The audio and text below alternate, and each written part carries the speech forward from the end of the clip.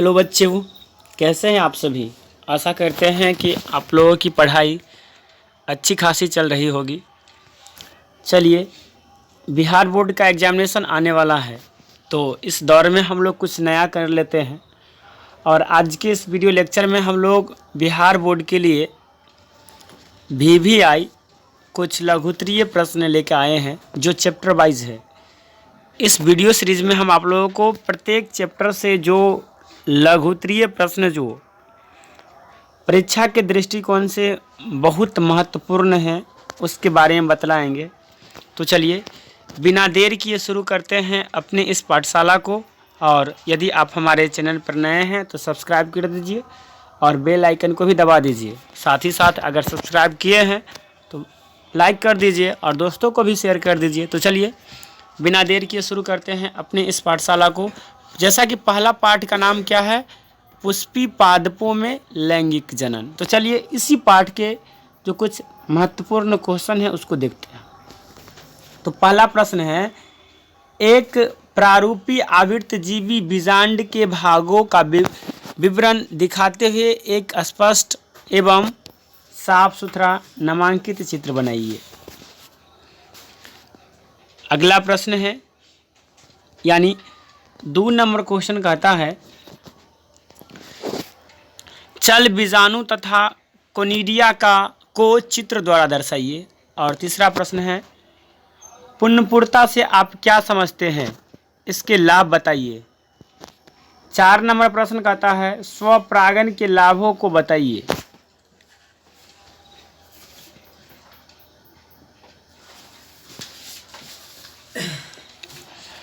पांचवा प्रश्न कहता है, निम्नलिखित को परिभाषित करें तथा प्रत्येक का एक उदाहरण दें। जिसमें है, पहला है आभासी फल, दूसरा है वास्तविक फल, तीसरा है अनिषेचन जनित फल और चौथा है बहुभुर्णता। 6ठा नंबर प्रश्न है, जल परागन के बारे में उदाहरण सहित दर्शाइए। और इस प्रकार से इस चैप्टर से लगभग 6 प्रश्न आप लोगों के लिए हम इम्पोर्टेंट बनाए हैं, जो लगभग हर बार पूछा जाता है। इसी 6 में से कोई एक पूछा जाता है और यहाँ से शुरू हो जाता है अपना दूसरा पार्ट, जिसका नाम है मानव जनन। क्या नाम है? मानव जनन। और मानव जनन का पहला इम्पोर्टेंट क्वेश्चन है, शुक्राणु जनन तथा अंडाणु जनन में अंतर लिखिए।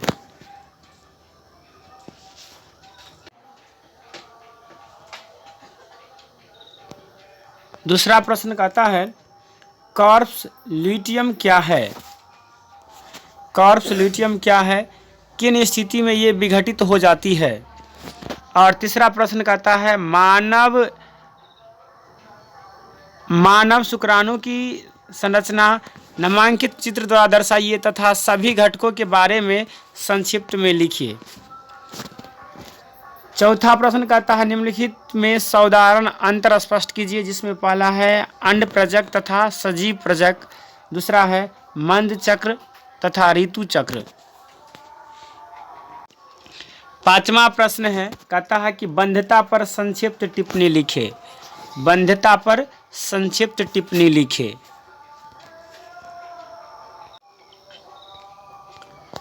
छठा नंबर प्रश्न कहता है,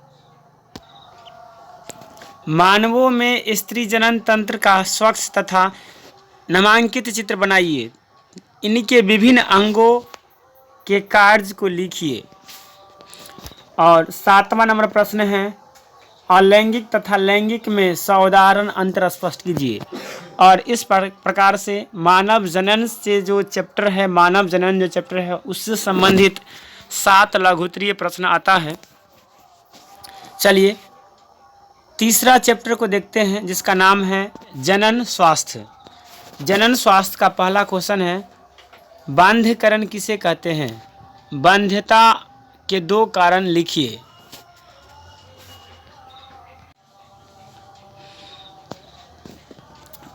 दूसरा प्रश्न कहता है, बांध्याकरण के तरीकों का उल्लेख करें।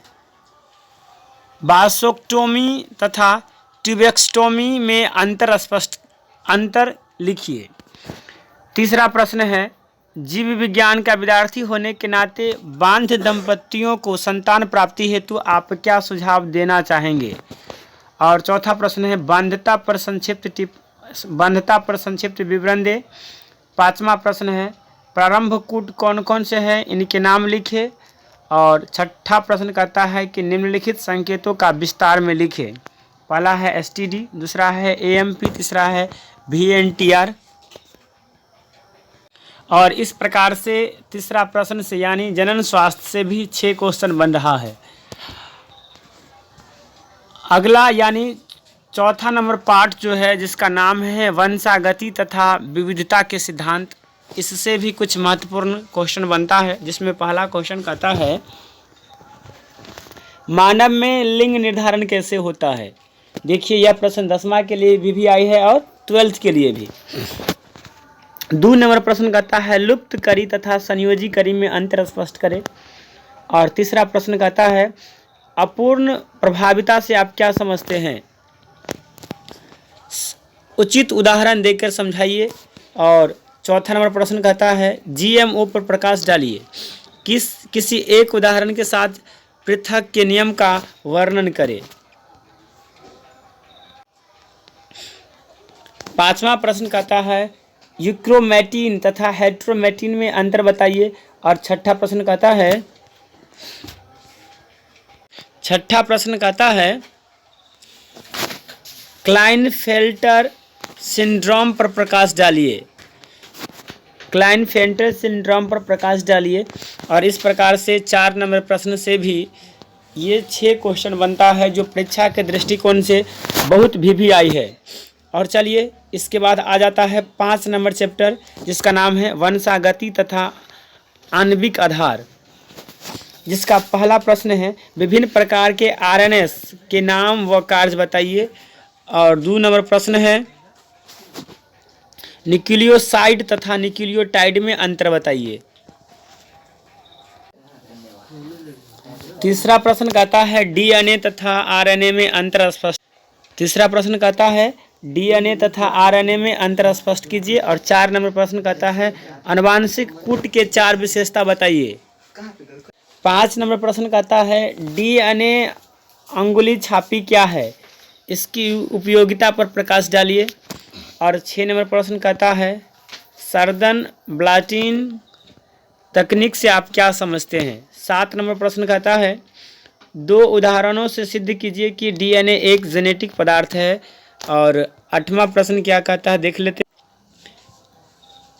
8 नंबर प्रश्न कहता है कि जेनेटिक इंजीनियरिंग क्या है, यह मानव कल्याण के लिए यानी मनुष्य कल्याण के लिए कैसे उपयोगी हो सकता है। और 9वां प्रश्न कहता है मुर्गा पालन प्रबंधन को संक्षिप्त में लिखिए। 10वां प्रश्न कहता है स्थानांतरण आरएनए अणु का क्लोवर लीफ मॉडल का नामांकित चित्र दर्शाइए तथा चारों भुजाओं के नाम लिखिए।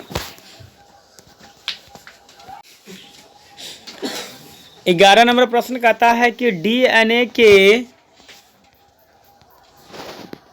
द्विसूत्र संरचना के 2 मुख्य बिंदुओं का विवेचना करें। और 12 नंबर प्रश्न कहता है जीन उत्परिवर्तन से आप क्या समझते हैं, जैव क्रम विकास में इनकी क्या भूमिका है।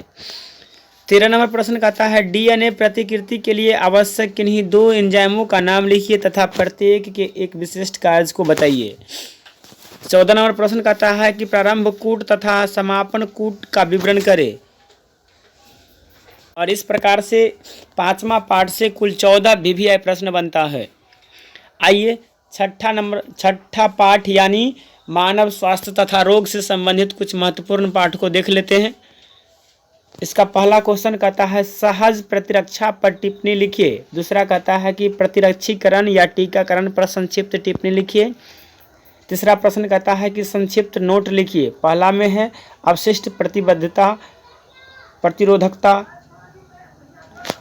उसके बाद दूसरा है एलर्जी, तीसरा है कार्सिनोजेंस और विड्रॉल सिंड्रोम। ये इस पर 4 है जिस पर टिप्पणी लिखना है।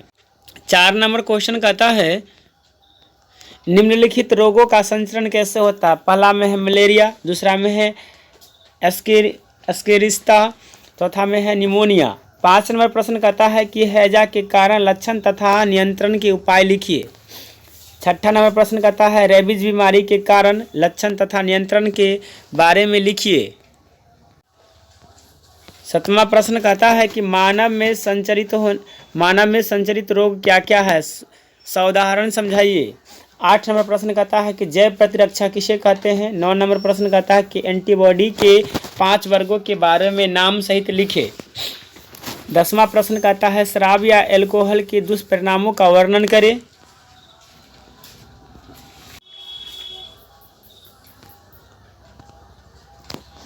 11 नंबर प्रश्न कहता है कि मानव में होने वाले मलेरिया तथा हाथी पांव रोग के रोगजनक परजीवी के वैज्ञानिक नाम लिखिए। और 12 नंबर प्रश्न कहता है कि टाइफाइड बीमारी के रोगजनक लक्षण, संक्रमण तथा विधा तथा उपचार के बारे में बताइए।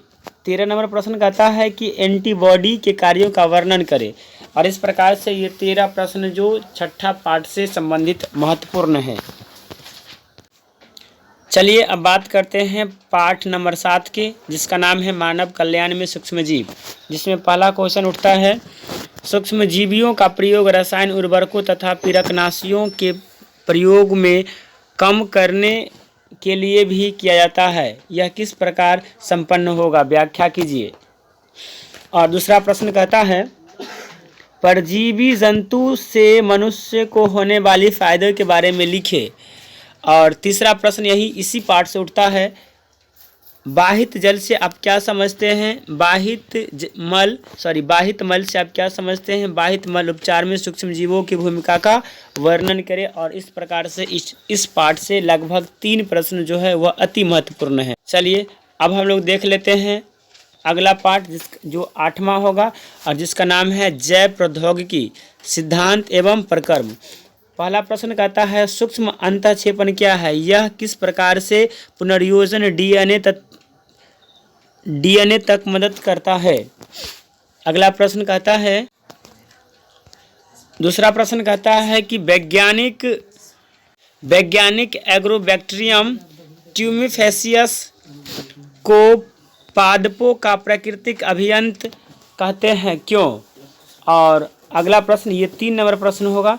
ये तीसरा प्रश्न कहता है कि निम्न पर संक्षिप्त में टिप्पणी लिखिए। पहला है पैली एंड्रोम्स, दूसरा है कॉलिंग संवाहक। इस प्रकार से इस पाठ से यानी 8 नंबर पाठ से 3 महत्वपूर्ण प्रश्न उठता है।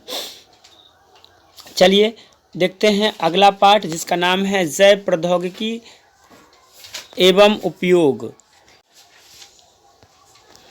और इसका पहला प्रश्न कहता है डीएनए प्रोब क्या है? दूसरा कहता है कि बीटी कॉटन क्या है? तीसरा नंबर प्रश्न कहता है कि आणविक निदान से आप क्या समझते हैं? 4 नंबर प्रश्न कहता है जैव विविधता के बारे में बतलाइए। 5 नंबर प्रश्न कहता है कि उत्तक संवर्धन से आप क्या समझते हैं? किन्हीं 2 महत्वपूर्ण फायदों का उल्लेख करें। 6 नंबर प्रश्न कहता है जैव प्रौद्योगिकी में जेल इलेक्ट्रोफोरेसिस की किन्हीं 2 उपयोगिता को लिखे। और 7 नंबर प्रश्न कहता है आधुनिक जैविक विकास के आलोक में नैतिकता के विचार पर प्रकाश डालिए। 8वां प्रश्न कहता है कि एग्रोबैक्टीरियम पर संक्षिप्त में टिप्पणी लिखे। और 9 नंबर प्रश्न कहता है धान तथा गेहूं के 2 प्रणोत किस्मों का नाम बताइए। 10 नंबर प्रश्न कहता है कि पीड़क प्रतिरोधी पौधे पर संक्षिप्त में टिप्पणी लिखे। और 11 नंबर प्रश्न कहता है कि परजीवी जंतुओं के हानि कुप्रभावों का वर्णन करें। और इस प्रकार से पाठ नंबर 9 से यह 11 इम्पोर्टेंट क्वेश्चन बनता है।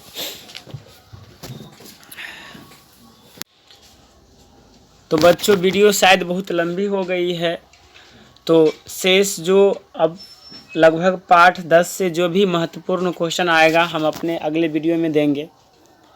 अगर आपको ये मेरा वीडियो अच्छा लगा है तो इसे लाइक कीजिए, साथ ही साथ यदि आप हमारे चैनल पर नए हैं तो सब्सक्राइब कर लीजिए एवं अपने दोस्तों को भी शेयर कीजिए ताकि उनको भी हमारी इस वीडियो से लाभ मिल सके।